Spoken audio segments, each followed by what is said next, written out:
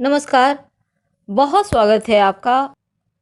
यदि आपको भी लगता है कि आपके दुश्मन बेवजह आपको बहुत परेशान कर रहे हैं या फिर आपसे ईर्ष्या रखते हैं, तब ऐसे में आप एक छोटा-सा उपाय कर सकते हैं। क्योंकि देखिए, अभी इस आधुनिक युग में लोग आधुनिक तरीके से दुश्मनी निकालते हैं। बहुत बार तो आपके ऑफिस के लोग दुश्मन होते हैं, बहुत बार अपने ही दुश्मन होते हैं।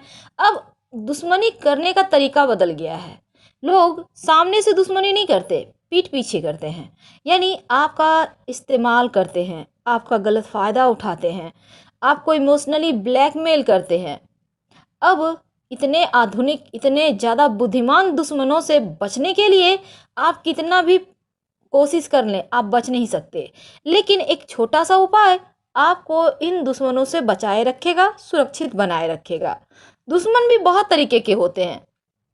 कई बार तो बहुत सारी हमारी बहनें, माताएं ऐसा कहती हैं कि घर में ही बहुत कष्ट है, क्या करें, कहाँ चले जाएं। अगर अपने ही दुश्मन हो तब उनसे कैसे बचें। इसीलिए आज हम आपके लिए एक छोटा सा उपाय लाए हैं। ये आपके दुश्मन का बुद्धि बदल देगा। आखिर ये कील क्या क्या कर सकता है? बहुत कुछ। तो चलिए सबसे पहले समझते हैं। यदि आपको लगता है कि आपका दुश्मन, चाहे वो अपना हो या पराया हो, दुश्मन दुश्मन ही होता है।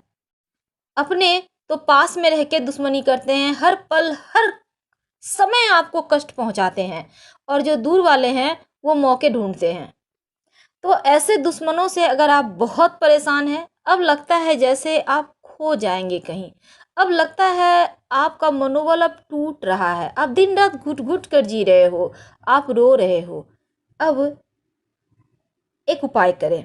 याद रखिएगा, देखिए, बिना मतलब का उपाय मत कीजिएगा। अगर सच में वो आपका शत्रु है, आपको हानि बार बार पहुंचाता है, आपको रुला रहा है, आपको हर्ट कर रहा है, तब ये उपाय आप जरूर करें।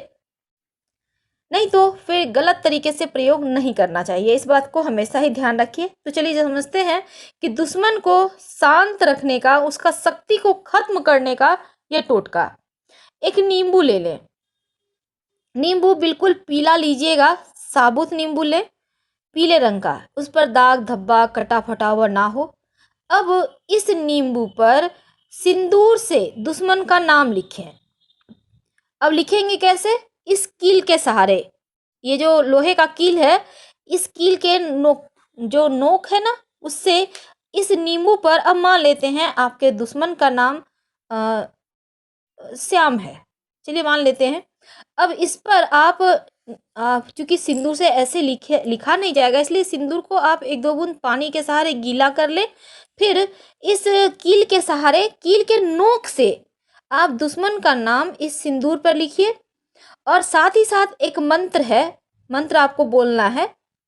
सामने स्क्रीन पे देखें, ओम क्रीह क्रीह शत्रुनाशिनी क्रीह क्रीह फट स्वाहा। इसके बाद ये मंत्र आप दोहराते रहें कम से कम 5 बार या 11 बार। इस नींबू में 4 लोहे की कील आप गाड़ दीजिए। अच्छे से गाड़िएगा, जहां पे आपने शत्रु का नाम लिखा है उसके चारों तरफ 4 कील गाड़ दें।